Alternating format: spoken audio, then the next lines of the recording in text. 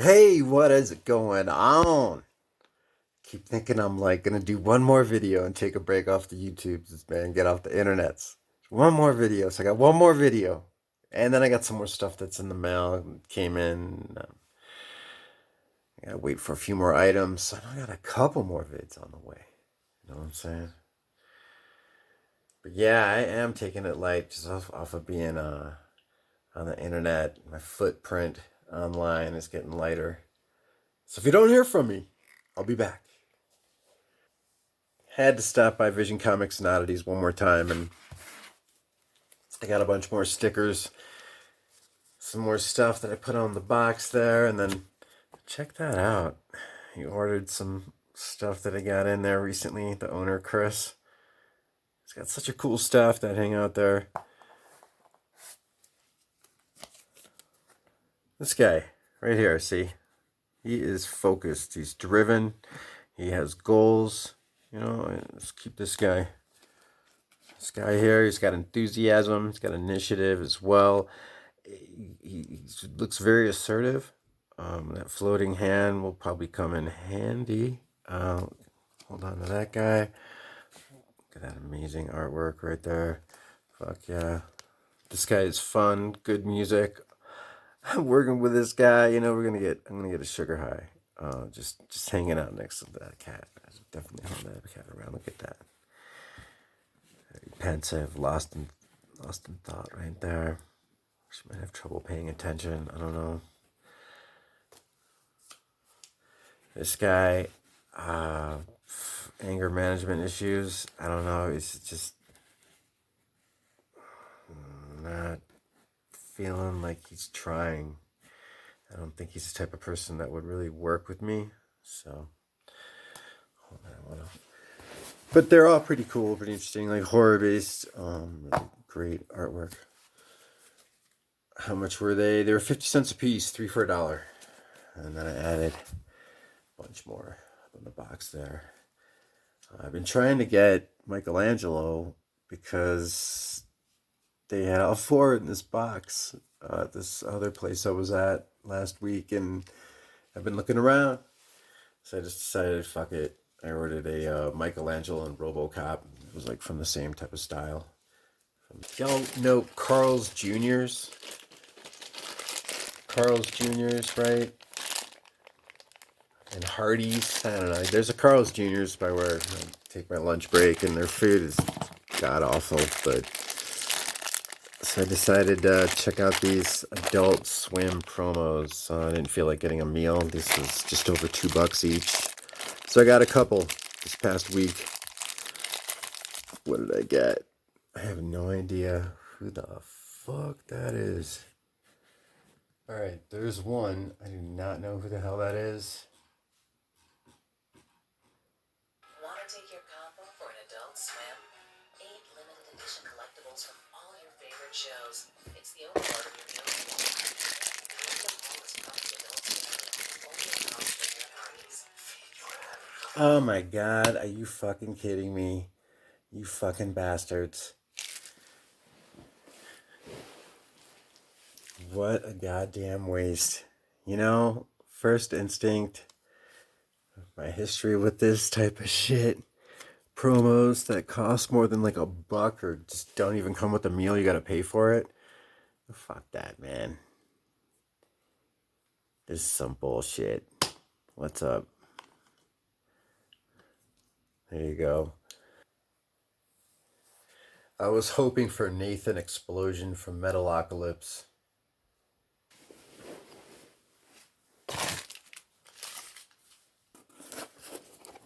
Alterna. Actually ordered it on September 14th. I've been putting it off. Sometimes, you know, situations in life, they get stressful. You're just like... So, I'm gonna chill out today. It's Sunday. Give myself a little breath of fresh air to make this video. See if I can do a little Alterna Comics unboxing, as well as the comics that I got at Vision Comics and Oddities today.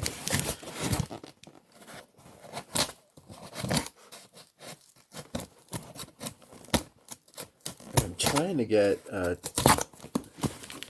t-shirt from Vision Comics and Oddities, but the style that I like, just like either the red one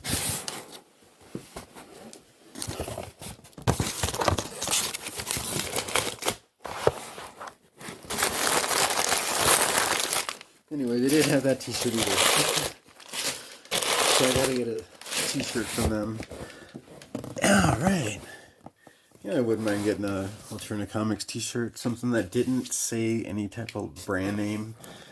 If anything, put it in super small writing, but check this out. This I like. This sticker. Nice. I got the one with the hat and the headphones, like how Samedi wears. Shout out Pete Samedi, creator, founder, Alterna Comics. I think they've been around. I think they started doing like publishing online comics and then doing graphic novels. The last one they did was this one based off of, I think, horror stories.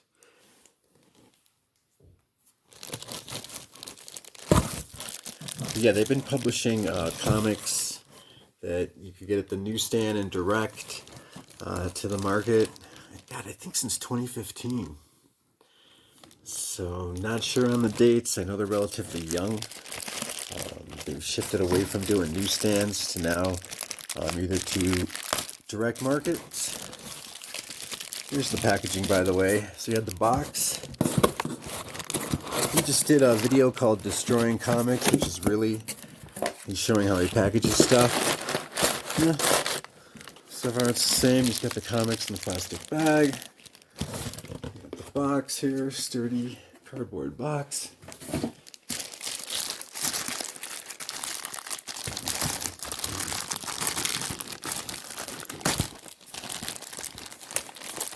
Alright. Here's the stack of the Alterna comics I got at alternaaccess.com. Hold on, check this out.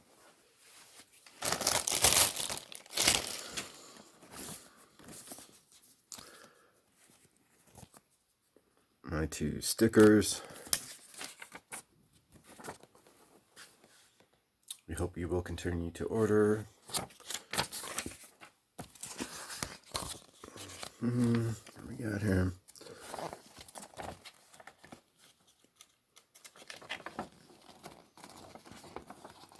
So nice. I don't think there really isn't a shared universe. I think Pete Samedi's starting to ask creators to maybe have spin-off stories.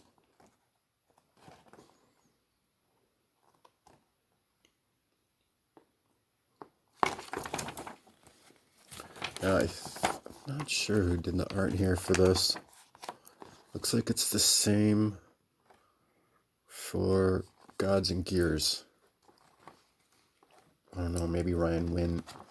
He's the writer of Gods and Gears and started off doing inking in the biz, I guess. He's been doing inking on a lot of Alterna comics, but he's got this property that he just created, Gods and Gears. It's a 4-issue limited series. So he's writing it, and Kots, K-O-T-S, sorry, K-O-T-Z, he's doing the artwork. So I got that sketch cover, and here's the first issue.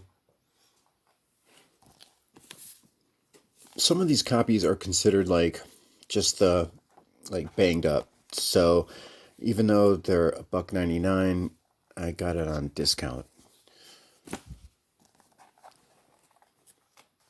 If you hold on a sec. Okay, so looked it up. So this is the second printing.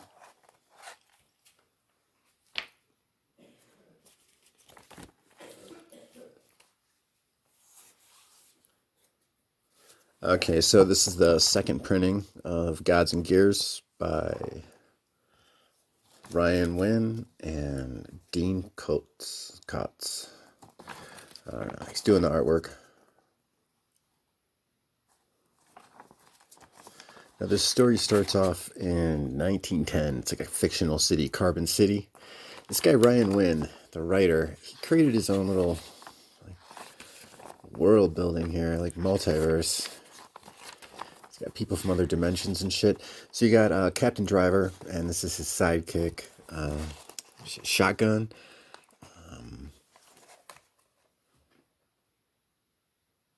Can't remember his like first name, but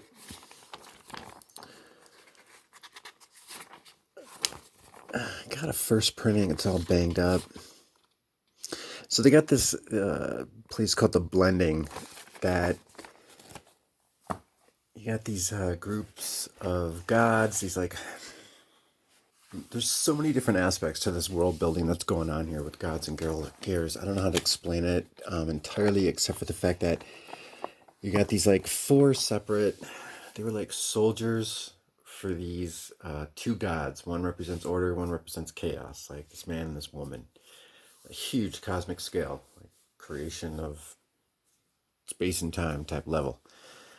And some of their soldiers that they had working for them, four of them turned and wanted to just create their own space to live in, to relax, to have some peace of mind, because they've been fighting for thousands of years.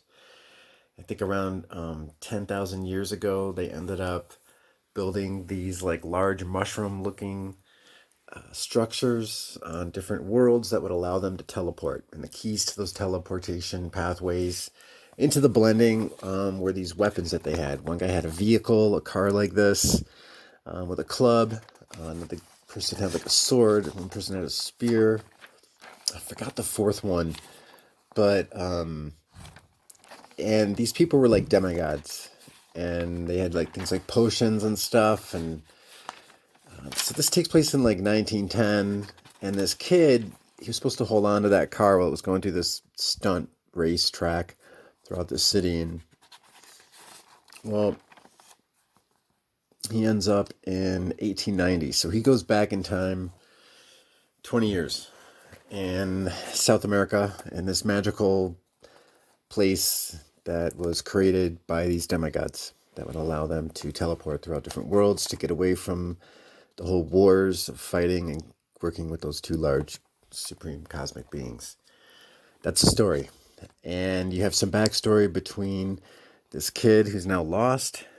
He was the sidekick to this stunt driver. He's in this like magical world. Gets chased by these gorillas, but then you find out this kid is actually their brothers and their father. He had found some potion and turned them into these like gorilla creatures that you find out that the potion was originally created to create these like monstrous beast like warriors. And this ends, it looks kind of like very young adult, but then it ends with this really cool drawing of Esamir. She's trapped in this world. It turns out that that kid who's like running around, he's really mischievous. He's running from his family. They're living in this like tree fort up in these trees that they built. The dad, George, is like super smart inventor. Anyway, George's mom, Margaret, when they were explorers in that area, she got trapped. She had ended up touching this artifact, the Trimid, this like little pyramid looking thing that has this woman, this evil Esamir, trapped in it. Because when those four gods, those demigods, those warriors left, when they didn't want to deal with the game anymore, this eternal war, cosmic war deal, when they left, so the gods sent Esamir, and then these beings, these 5-6 beings called the Sirens, and they can sing so powerful they made this one planet explode. All right, so a lot of cosmic stuff going on, a lot of historical stuff going on in this adventure, while this sidekick spends months, maybe years in this area, and he's trying to get back home. And it's a 4-issue series, and it's a little fun adventure. I love the way it goes off on these side tangents and the different environments that it brings in to play, as well as with time and this little family saga with both these guys. And yeah, there's a connection you find out at the end. It's pretty cool. So it's an Alterna comic, and it's some fun action that even has an intriguing backstory as you learn more about these characters.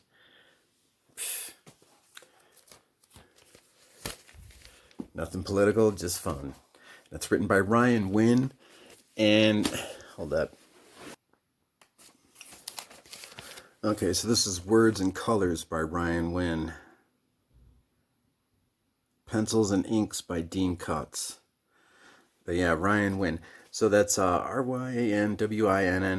He's got a YouTube channel, and they kind of have this like super campy, can be like a little cheese sometimes, pirate theme, kind of like give each other a hard time. They have indie artists, writers, creators, people that are doing Kickstarter campaigns. If you want to learn about new indie artists, they got stuff online you might not find in comic book shops. Yeah, check out his channel, because he also at the end, at the beginning, was it John Hervey, his co-host? He has this Booty from Beyond deal where he brings up books, anything from like Peter Bagg to something from First Comics to something from the 70s, 60s, whatever. Just classics from beyond that he'll bring back, do a little expose on for like 5 minutes. The show's usually like an hour. And they also have a guy at the end who runs a comic book shop, and he promoted the Cain and Abel book. This is how I found out about this book here. That was from Image Comics. So that's Ryan Wynn's channel, and he's associated a lot with Alterna Comics, and there's the Alterna Comics YouTube channel, but then Pete Samedi has a little bit more candid YouTube interviews on his own channel on YouTube. So it's my promo for them, for an indie publisher, my shout out, so to speak. So let me see if I can position the camera a little bit better. Check out this haul here. Yeah, man, I also got this Green Goblin sticker over at Vision Comics and Oddities again. Yeah, Gerard Scott is that artist. I did this one and also this Their Norwegian sticker. It's from The Thing. So it came out on a Wednesday. This is one of the few ongoing comics that's from Alterna Comics. It's an anthology that, it's got like a horror theme on the cover, always different types of monster, but it's just mainly an anthology. Legend of Log started off in here. So this new publisher that Alterna Comics is going through offers Alterna a poster in every comic. So, FYI, $1.99 each. They were $1 to $1.50. So now they're like $1.50 to $2, I guess.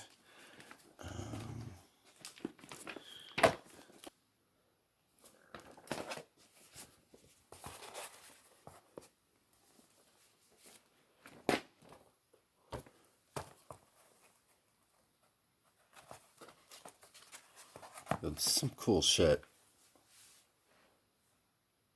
Having no idea who he is, Cade has awoken to a world that wants him dead.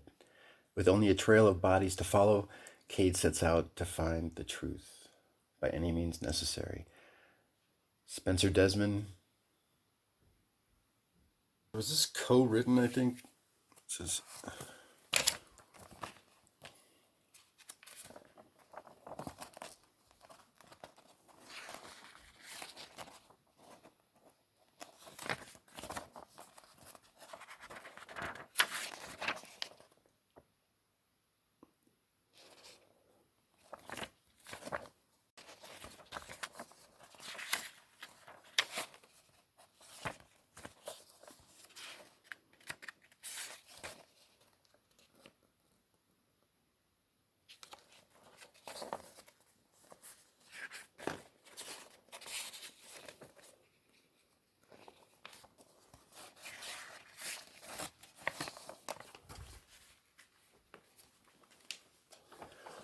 All right, so this is saying Kevin Castanero is doing the art. Castanero.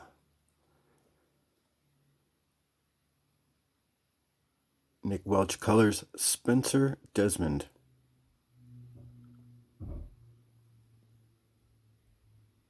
the story and letters. Spencer Desmond is doing the story.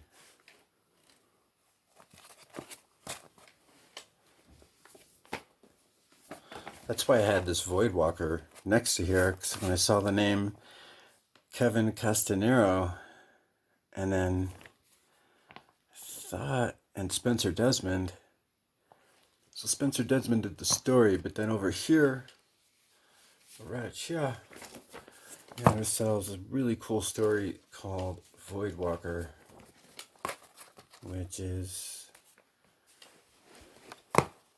like a Spawn type guy coming back from, or you could say Faust for that matter, or the Crow, or some Greek tragedy I can't remember right now that it was mainly based off of, but this guy right here on the left works for the mob, gets double-crossed, goes to hell, and makes a deal with this creature. I did a review on this, went through this before. If you look at my review video where I did X-Men Alpha Flight, the one with the Chris Claremont story, Paul Smith art, story with Loki when they're all up in Alaska or the tundra. That story from the 80s. Check that out, because at the end, I review Voidwalker. This is a great story. A lot of the silhouettes and the style does kind of remind me of Eduardo Risso out of 100 Bullets. I think that noirish aspect, the background of the protagonist, kind of says that. If you want to call him a protagonist, right?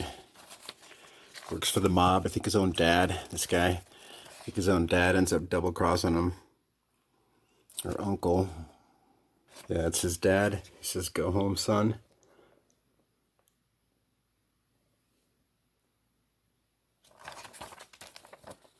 So his blood, after he fell here,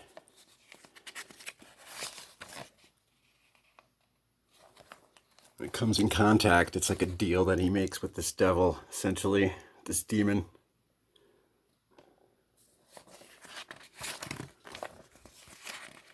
So yeah, here he is now. Such a cool story. I love the artwork.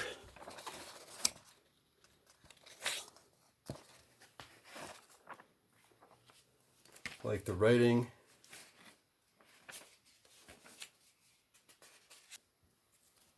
But this is written by Christian Rossi. Voidwalker issues 3 and 4.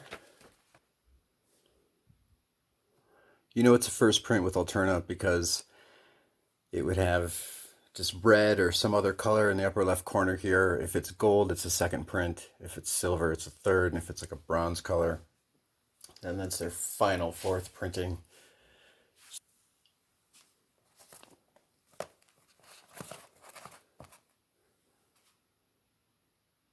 So we got Spencer Desmond.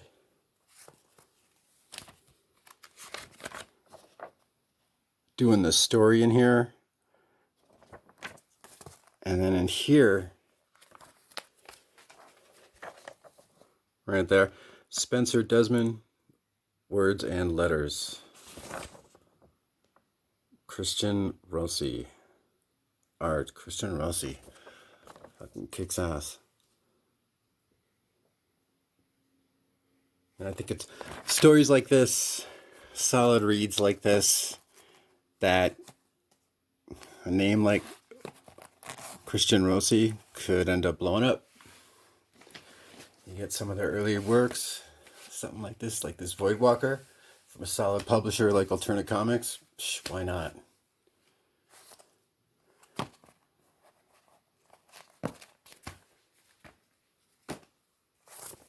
Alright, well, cool then. So, Spencer Desmond wrote Can't Kill Cade. You know, because they put the Kevin Castanero up here first, I'm used to usually the writer being first, then the artist second. So, nah. You got here the artist, the colorist, and then he's got the writer there. Whatever, it's all good. So yeah, Spencer Desmond wrote Can't Kill Cade.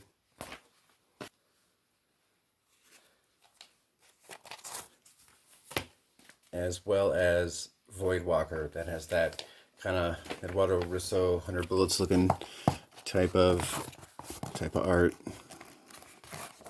by Christian Rossi.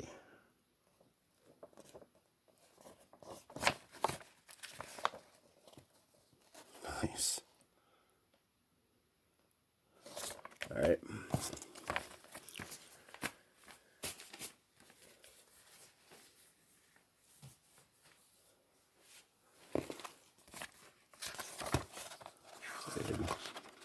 I love it came out on a Wednesday. Look at that. Wednesday Warrior Works of Art from the Mighty Mascots.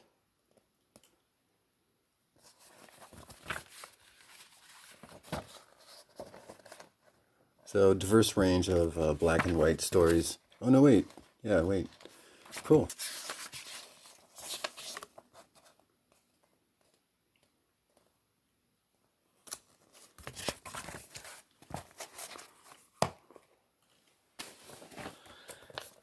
That was issue 15 here. Here's issue 13. I got this just because I really dig the cover. I already have a copy of this. I've given another copy away or two.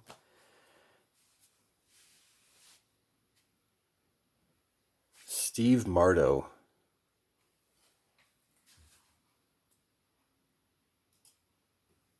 If you ever get the chance, check out Green Lantern Will World.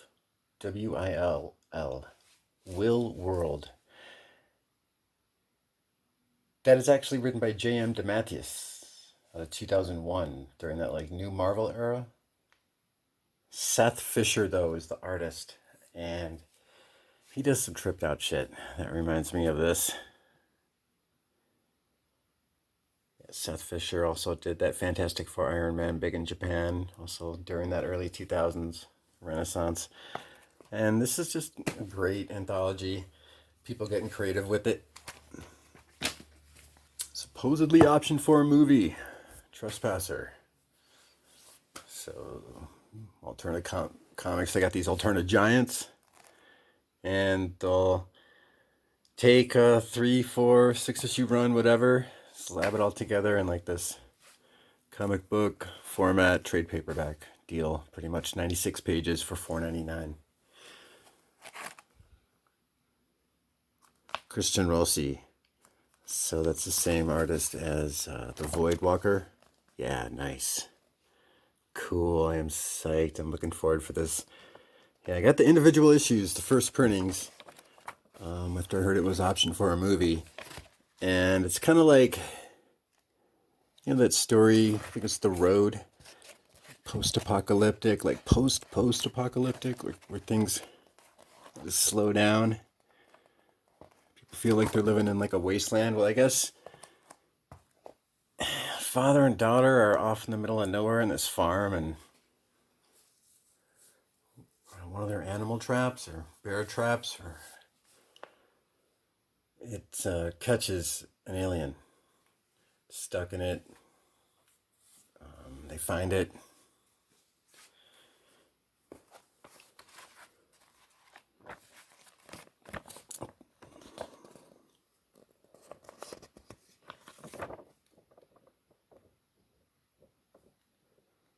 Creator, writer, Justin M. Ryan. Artist, Christian Rossi.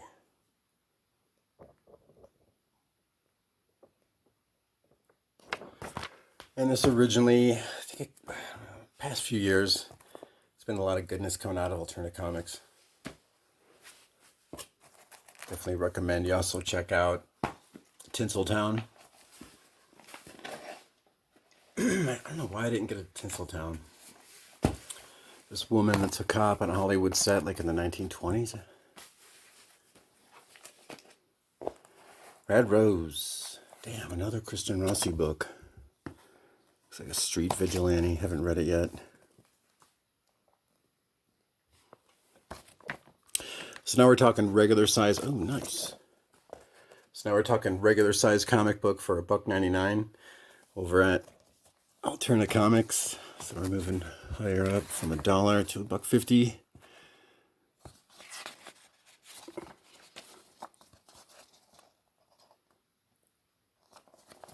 Awesome. Definitely got 2 copies of that. So if this was like a second printing, that would be gold up there. If it was a third, that would be silver. All right. And to wrap up my Alterna Comics haul, I already got multiple copies of issue 1, so why not get issues 2 and 3? Why did I get 2 issues of number 3? I don't know. I think really because I like giving comics away, and I thought the cover for issue 3 was better than 2. They're both cool. I love Legends of Log. It's total fun, definitely campy. He's like, me Log. You dragon. Get out my way, dragon.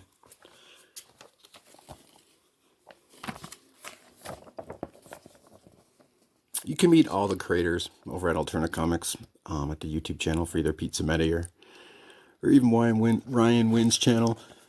Some of them swing by, or definitely check out Alterna Comics YouTube channel. Pretty positive, forward-thinking creators, always talking about their craft.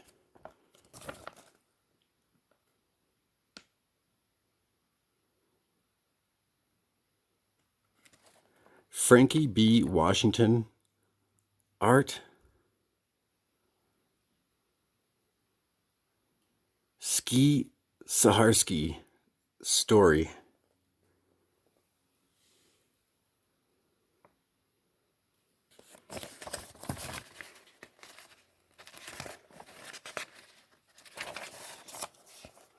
Yes.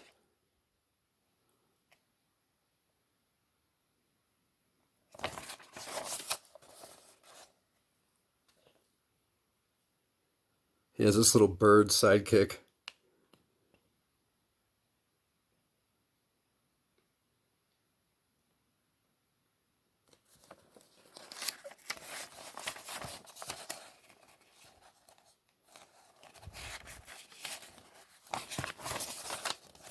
Nice. This is Alterna Comics right here, people. This is what you're missing out on. $2.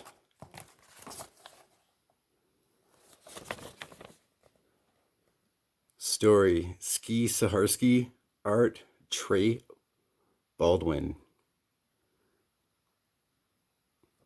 Letters by Wes Lucker.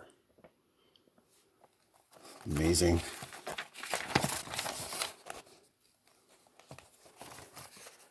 All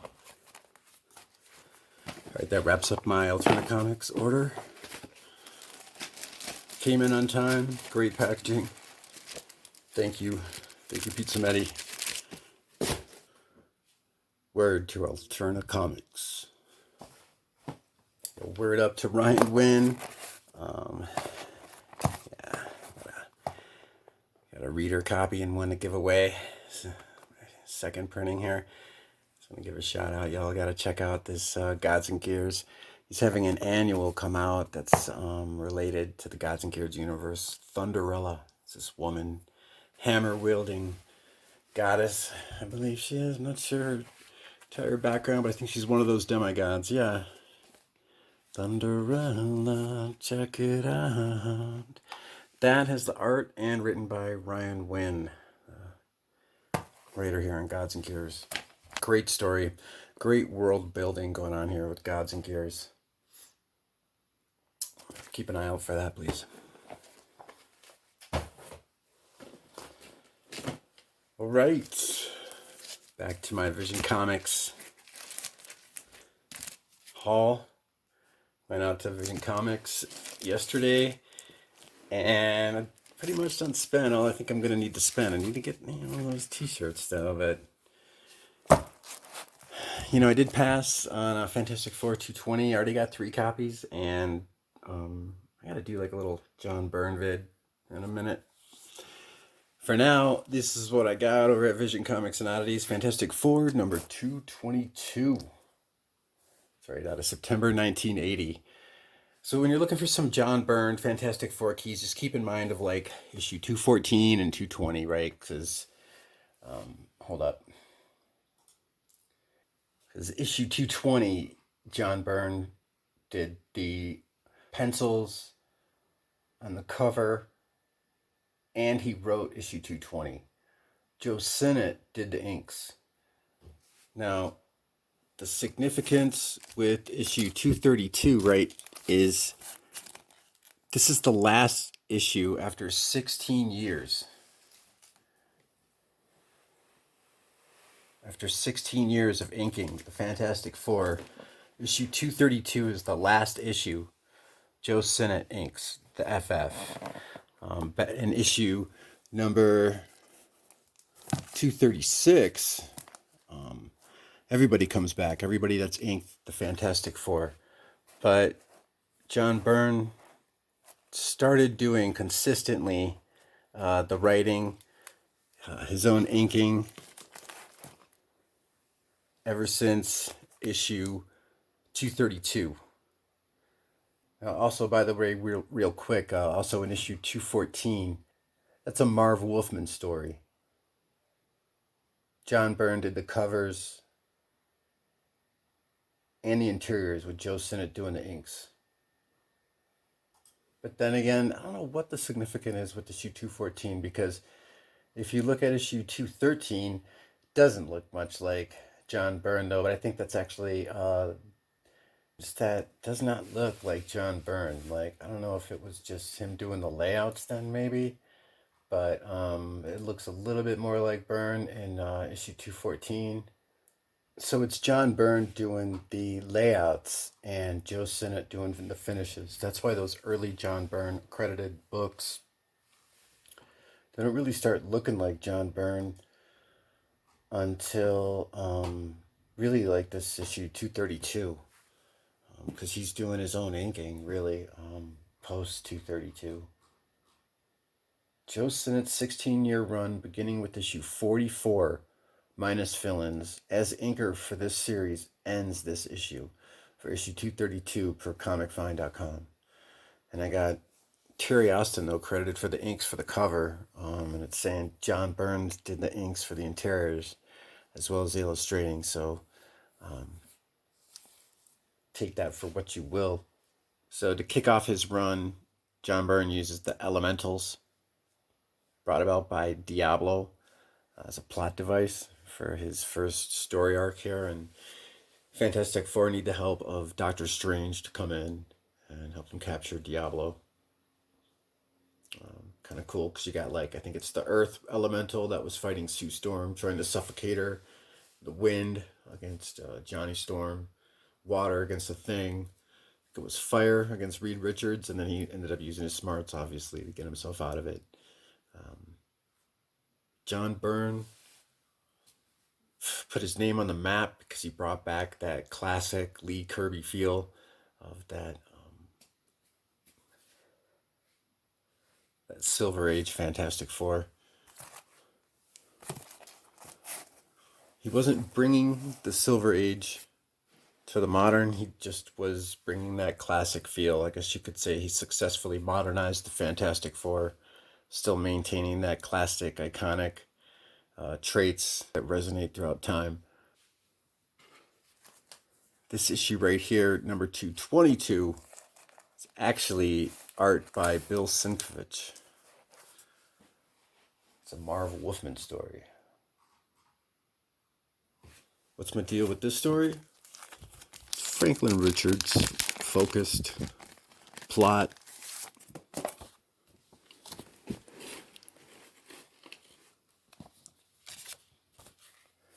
This is in bad condition, by the way. For $6.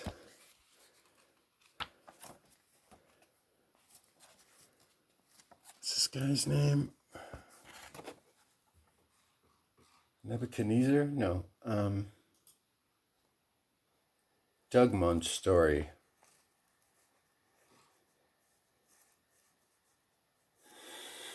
This guy Nicholas Scratch.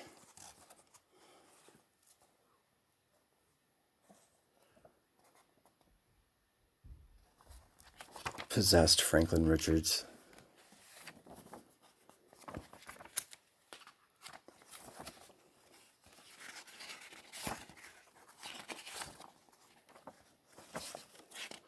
It's weird how it's like saying, it's Bill Sienkiewicz art.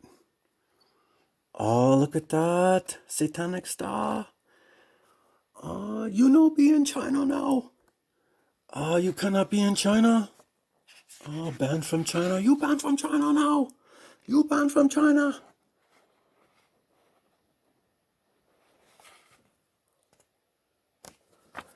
I mean, if somebody showed you this, would you be like, yeah, that's Bill Sienkiewicz? Oh, yeah, man. That's the Bill Sienkiewicz, Joe Sinnott doing the art. Jim Novak. Letter. Suppose it's Joe Sinnott doing the finishes.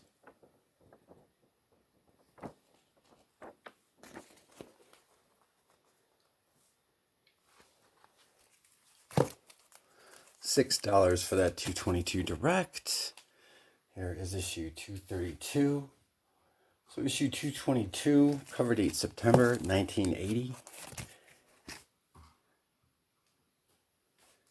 Fantastic Four 232, cover date July 1981.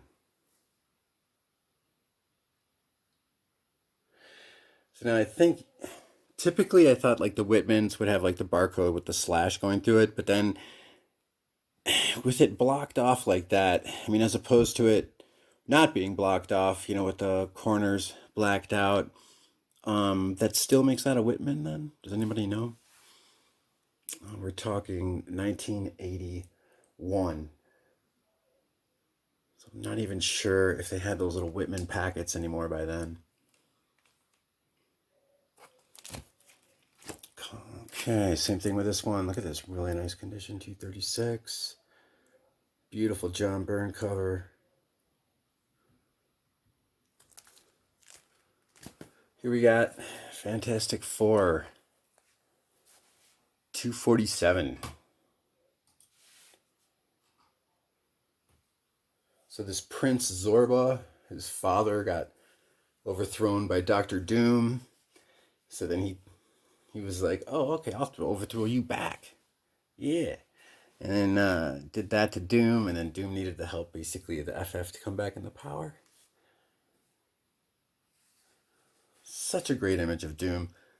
So the Latvian national anthem, it's like, this land is my land, this land's not your land, oh no. From the Danube River, through Romania, hey, if you don't like it, well, then go fuck you. Hey, my ruler is Dr. Doom. Yeah, that's right, I said it. That is a direct translation. Jazzed up, that's how they say it, that's how it's done. I don't speak Latvian. I think it's like a Romanian Hungarian, bit of a Polish mix, I believe. So, and even if you could speak it, you'd be able to read it. I'm sure they all got their little village dialects. Beautiful cover. Classic image of Dr. Doom. If you're going to show him, yeah, stepping over you, I think is the way he'd prefer it. Yeah, December 1982. So check this out. The reason Guardian showed up was because back in Fantastic Four number 244, right? So this issue came out, cover date December 1982. Probably hit the stands around October. In 244, so we're talking 5 months earlier, the Fantastic Four saved Galactus. All right. So also in Uncanny X-Men. Now that's March 1983, which takes place after this comic and after issue 250, where the Guardian, his whole troop from the Share Empire, their Imperial Guard, try to take in the FF to hold him accountable for keeping Galactus alive. And a few months later, in our time, right, when Uncanny X-Men 167 came out, that was covered March 1983. Now there is a couple panels at the end of that comic book that was written by Chris Claremont, was it Paul Smith art, of X-Men 167 in March, cover date 1983, where Lilandra's warning the Fantastic Four about Galactus, letting them know that she's upset, that they're offended that he would keep Galactus alive, and that she's going to hold Reed Richards accountable if another planet dies at Galactus's hands. That message, they'd shown that being sent in Uncanny X-Men 167. So I just wanted to note that, because you have the trial of Reed Richards with I think like Odin shows up. December 1982 cover date. Look at this, man.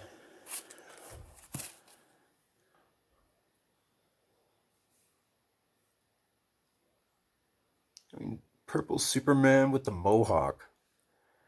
And I know about his main abilities. His main powers is sort of like this psychic willpower, and he's focused, and he has the mind to it. He can kind of defy the laws of gravity just by lifting a building up by its corner, kind of like a spoof off of Superman comic books. Like the whole fan fervor for realism wouldn't let that happen today, but the Guardian right here.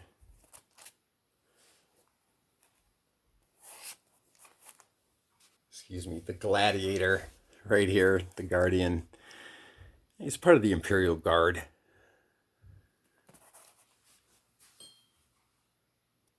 Clark was once the praetor of the Share Imperial Guard.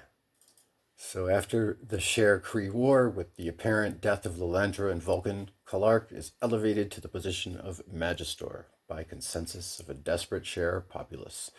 It's the latest description over at Comic Vine. First appearance, X-Men 107.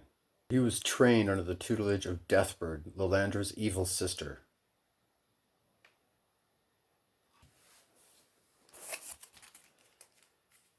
See, Mohawks are cool. Fantastic Foe, number 252. Check it out. Check out this format. That's so cool. Read it from the side. Oh, free Lakeside tattoo. Is it even in here?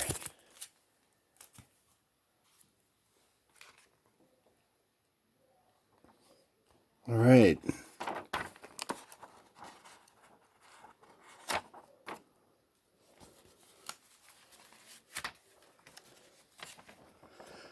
So I guess that's it, right? Like that's the tattoo. I would have to rip this open right there, and then it would open up.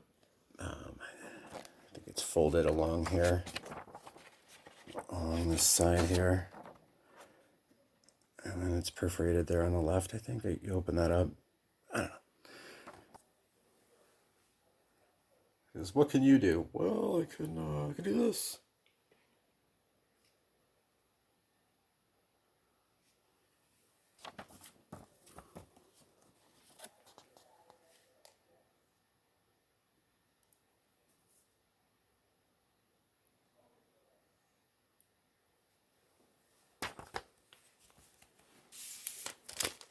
It's one of my fondest memories, reading comic books in the 80s for John Byrne comics.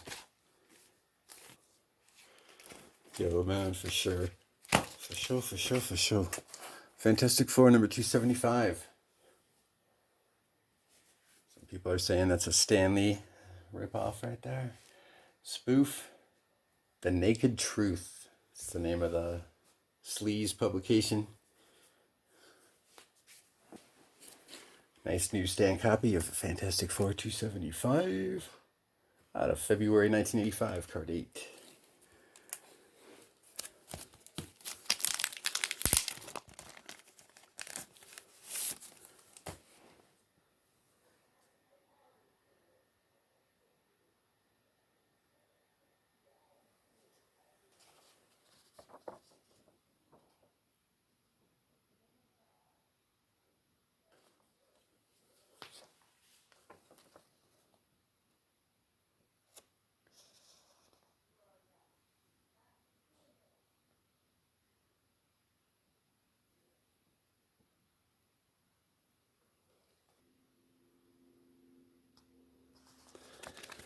So he placed the negatives in the safe, and she tells him he can keep the safe. And also in a past video, I did a review, pretty much page by page, Fantastic Four. I think it was, what, 281, I believe? Yeah. Such a cool story, because you've got this Malice, is it Mistress of Mayhem? Puppet Master and Fearmonger team up, and manipulate the shit out of the Fantastic Four. They got this whole, like, fear signal going out all throughout New York City, the world. Eventually, the threat was making everyone filled with fear and hate. Super sexy, hot, evil version of Sue Storm. And it's a two-part story. John Byrne kicking ass with the FF.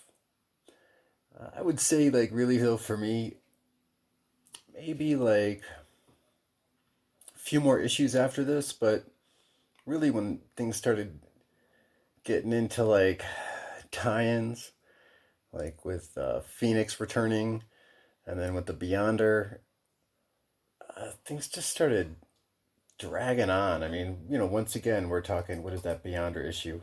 Fantastic Four issue 288. So that's March 1986. So that's the things are changing. The cracks are starting to appear in the whole system with Marvel. Jim Shooter was still working there at the time, though, but yeah, it just wasn't really starting to jive with me all that well. That story where they went back in time was pretty cool, where it turned out just to be actually everybody was out sedated, and I think it was like Nick Fury was testing them. It's around issue 291, 292. I think they got Hitler's on the cover of that one. Yep. Another John Byrne story. So I don't remember how long he did the Fantastic Four until. Now that I look at it, I think it is issue 292. Yeah, so I think by around those issues is when John Byrne's run ended. All right, anyway, got these really cool Fantastic Four comics. Got a decent deal with them. They're all around $6 to $8 a piece, actually. So they are starting to get a little bit spendy. But I did what I did. I pulled the trigger on them because, like I said, you start seeing these books in the $1, $2 bin, $5 to $10, and then they start doubling. I mean, not perpetually, but yeah. I just see with the success of CGI, and then you got great scripting and marketing campaigns with places like Disney, Time Warner, books like these classic Fantastic Four books. She-Hulk's gonna have her own show, so yeah, I think gambling that these are gonna double in price is a safe gamble. That these will end up being $12 to $18 books, especially given the condition of these. I mean, they're like fine plus, VF minus, not really any like pronounced spine ticks. So some dents, but I'm not seeing anything color breaking. I did make sure to look at the backs of all these, and just as smooth, just as slick. I'm a satisfied customer. They also had this issue right here. Got this for $4. Once again, this is chapter 3.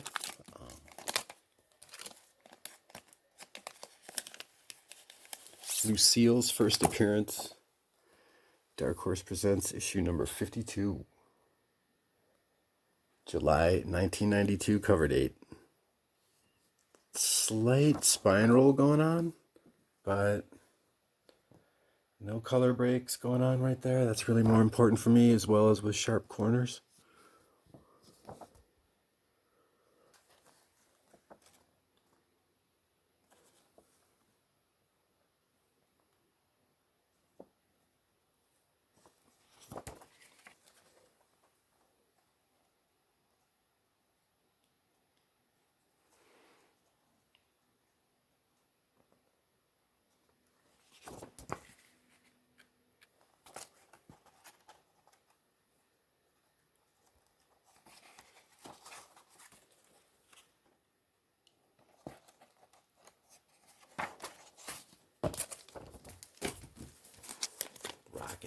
Dark Horse presents, represent, respect the Frank Miller. Dark Horse, issue number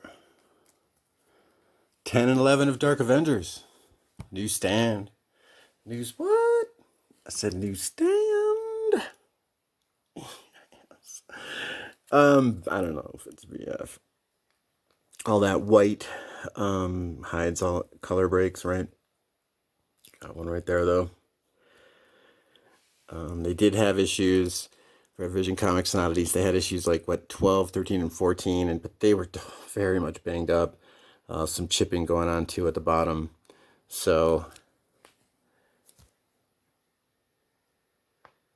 I'd never seen anything post 2004, 2005 at Newsstand. It's a Mike Deodato Jr. cover and art. That Brian Michael Bendis story. December 2009 cover date and January 2010 cover date. It's like Molecule Man is conferring with Beyonder and Mephisto and Zarathos. Zarathos is the force behind Ghost Rider. He's the one that condemned Ghost Rider. Zarathos, Mephisto, the Beyonder, and the Enchantress. Yeah, they got some thing going on with Molecule Man. Which I think, now that I think about it, is that he just created it. I don't even think they're there. I think he's like imagining the whole thing. And also in this story arc is where you realize too that the Sentry is like limitless in power. He can warp reality, destroy things at will. I don't mind paying $4 a piece for these, even though this has got these like spine creases. But my point was the Siege story starts. The New Avengers Siege, right? So Dark Avengers ran from March, cover date 2009, until July, cover date 2010. Only ran for 16 issues, ended with the whole Siege story. But they had a lot of information that they were revealing about the Sentry. And I think here we have the post-Civil War Avengers, or post-Secret War, which is, you have Civil War first, and you got Secret War.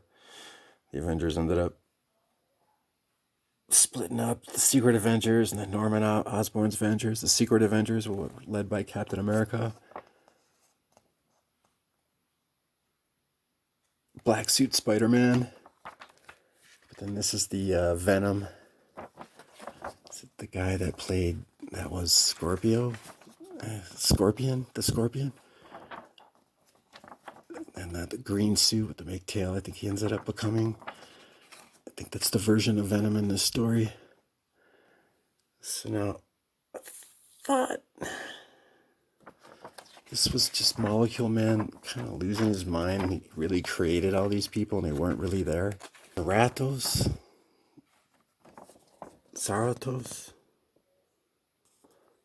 Molecule Man, Mephisto, and Beyonder.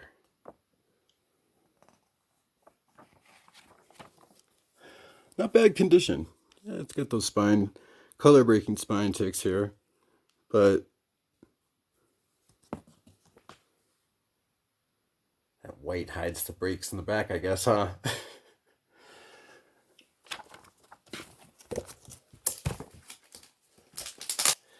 One of these issues has like some Sentry story where they got this guy, I think it's like Jesus Christ, or he's talking like he's some prophet. Is it this one? Crazy Man Norman Osborn on the cover. It's a swipe off of the first issue of Spider-Man by McFarlane.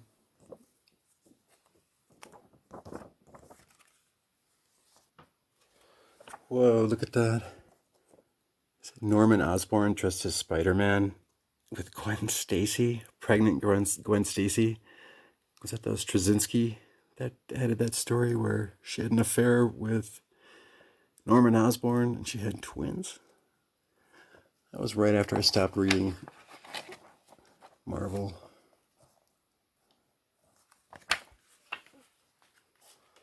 Check that out. Sentry versus Molecule Man. Doesn't look like Sentry's doing too well.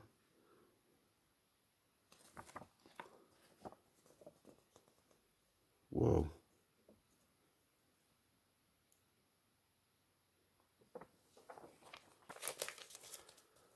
Yeah, issue 12, the one right after issue 11 here.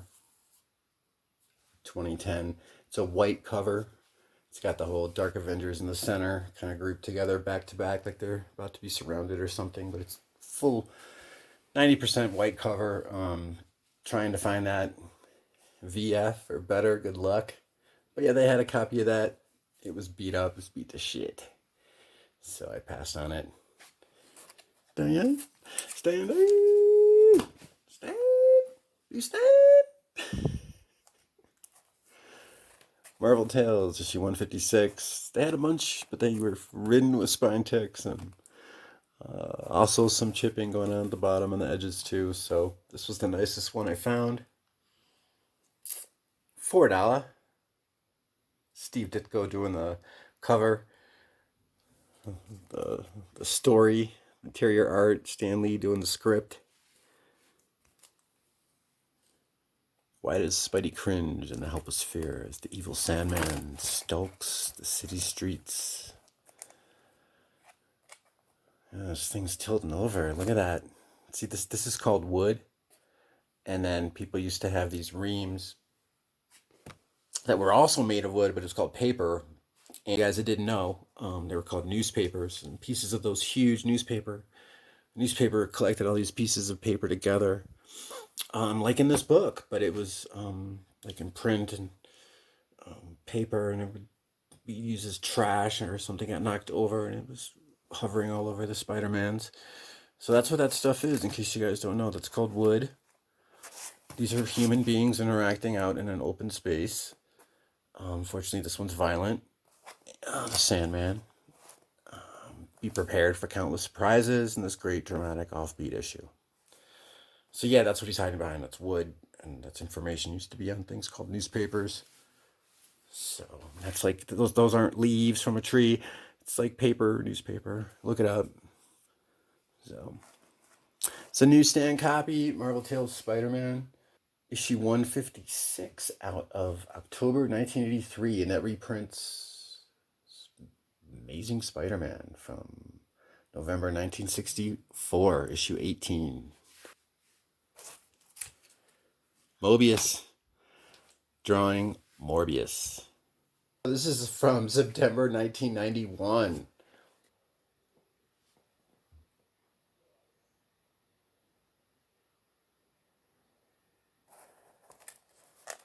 Something like 15% of the comics in 1990 were newsstand. It's like it's a reprint of a Roy Thomas story with Gil Kane doing the pencils, as well as John Romita. From Amazing Spider-Man 100, 101, and 102 out of 1971.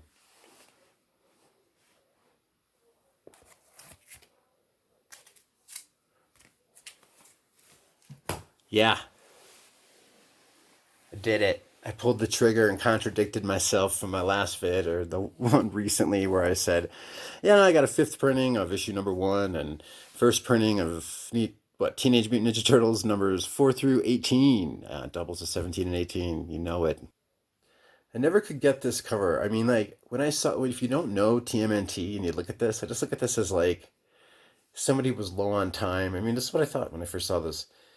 Probably in the late 80s. I wasn't really getting exposed to Teenage Mutant Ninja Turtles because, like I said before too, I was more into just reading comics, checking out, just enjoying the art and the stories. I wasn't following artists or indie stuff. And by the time I went to a shop, by like Saturday, they're all gone, taken up by the aficionados, the older kids. So right here, you got this thing that just looks super basic to me. Like, dude's like, okay, I don't got time for this. Zit, zit, zit. and then it's a mouth of a real basic looking mechanical monster deal. Sure. And then I think that's what it is. Yeah. Original cover date of the first printing for issue number 2 is October 1984. So this came out cover date January 1985. It's a second printing of issue 2. I got that for $100. It was price marked $120. Talked him down. I didn't do any research. This is one of the few times I trust the owner of the Vision Comics and Oddities. Let me know if $100 is a ripoff.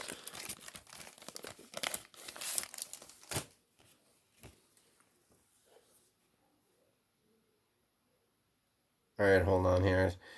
Just look up some information real quick. So, Teenage Mutant Ninja Turtles lasted 62 issues. Ended in 1993. Issue 1 originally came out cover date May 1984. And then, after the first printing of issue 2 in October of 84, this came out January 1985. Yeah, for the second print. So, Dr. Baxter Stockman has his new rodent-killing robotic invention, the Mauser. He's trying to impress April O'Neil. First appearance of April O'Neil, by the way. Teenage Mutant Ninja Turtles number 2. And yeah, I contradicted myself. I'm like, yeah, I got the 5th printing of issue number 1, and I'm good. I don't want to worry about getting... I just get a 3rd printing, but as a completist and as a growing Teenage Mutant Ninja Turtles, Kevin Eastman, Peter Laird fan, yeah, I did it. I pulled the trigger. I saw this, and I figured... I remember when somebody came into the store, they thought it was a first printing, and then they were about to buy it, and when they found out it was a second printing, they didn't buy it. I saw the customer. Customer was cool, but they were just like, oh, they knew that price was too good to be true. They said something like that, but, so, I mean, we got some yellowing going on. Yeah, sure. Hopefully that glare will show you a little bit of the dents, reflect some surface variances.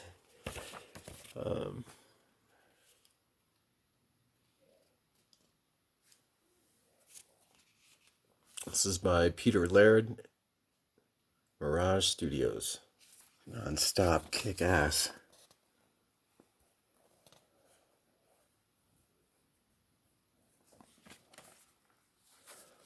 So we got these little cuts right there from probably the printing press or something, and then it's been printed off, centered, not calibrated correctly, whatever. I did get a little bit of discount with that and the yellowing that was going on, so...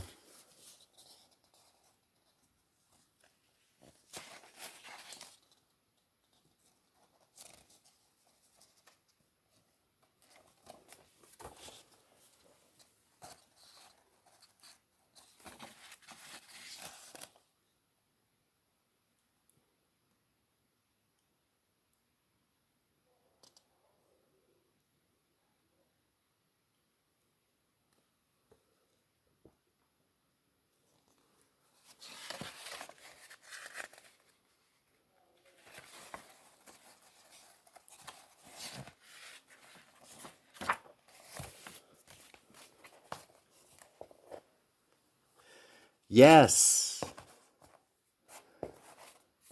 I love comics, and so I'm psyched to share this channel with some people that give a shit about just a little bit outside the regular mainstream. I dig the mainstream sometimes, but love to hear your opinion on these books that I got, your opinion on the condition of this Teenage Mutant Ninja Turtles book.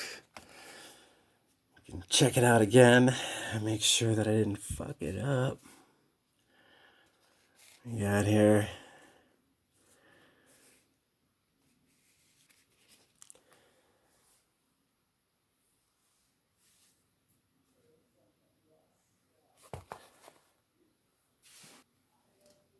all the best on the hunt. Here's to a rockin' ragin' safe Halloween. If that's even possible to have something be rockin' and ragin' and safe at the same time, you tell me. You go try that and find out. And I also found out too, though, that Eastman and Laird, they collaborated for the first 11 issues of Teenage Mutant Ninja Turtles. They self-published Teenage Mutant Ninja Turtles, created the Mirage label. The 48th issue saw the return of Eastman and Laird as writers, but they teamed up to do issue number 19 together. They co-wrote that. Jim Lawson doing the art, but then they were kind of alternating after issue 11, taking turns working on the book. And then they just had this revolving door of amazing artists, Richard Corbin, Mike Zulli, Rick Veitch, among others. So, Teenage Mutant Ninja Turtles must have been just fucking crazy. If I was just a little bit older, or if I just decided to go to the comic book shop a few days earlier or something. But I had to wait till I got a ride at a certain point until I turned 16. So yeah, I was missing out on the whole phenomena, that whole black and white indie phenomena. Not until like the early 90s, definitely by the mid 90s, did I start really getting into indies. Started checking out, Peter Baggs and Dan Clow books and whatever else I can get my hands on, off and on. So some Zippy, of course. So yeah, just checking out just the rotating indie artists that are going through Mirage Studios and Teenage Mutant Ninja Turtles. I had no idea. So I totally underestimated. I just figured like gimmick. Oh yeah, they're gonna take some cartoon looking turtles, ninjas, teenage. They're just throwing all these keywords together. I just figured it was a hack job. Farthest from the truth. Yeah, here I am, decades later, saying all I need is some printing of issue 3, and then I'll have issues 1 through 18. Anyway, I'm going off on a rant. Good times. I am knocking off these books because I know I'm going to have to be taken off going back to Michigan in like a month and a half, and all my stuff's going to be out in storage out here. So it's not like I could even just have somebody easily go out and go through my stuff to grab something for me. I think I'd like to shift gears, get as much as I can if I can get that. I gotta get like a newsstand copy of Star Wars Dark Empire 2, number 6. I gotta get one more issue of that Dark Horse Presents Sin City run. Maybe I'll get that whatever printing of issue 3 of Teenage Mutant Ninja Turtles. Start filling in these gaps at some of these runs that are really hard to find though. Like that, like I need one more newsstand copy of New X-Men, and I'll have doubles of my New X-Men run. I got another issue coming in the mail, so that leaves me with just one more issue of that Grant Morrison New X-Men run, and I'll get doubles of that. But I'd like to get that done sometime in the next month and a half. But who knows? Who knows? It's hard to get some of these niche comics that I've been focusing on, especially this Death and Rebirth James O'Barr cover for one of those issues, and that is that like a 5-issue limited series. I think that they've been considering using that storyline out of IDW, adapting that one into a movie. It takes place in Japan. Anyway, yeah, if you hear about the Crow being filmed in Japan, buy those Crow Death and Rebirth books. FYI. All right. Thanks again for watching. Check you later. Much love. Peace.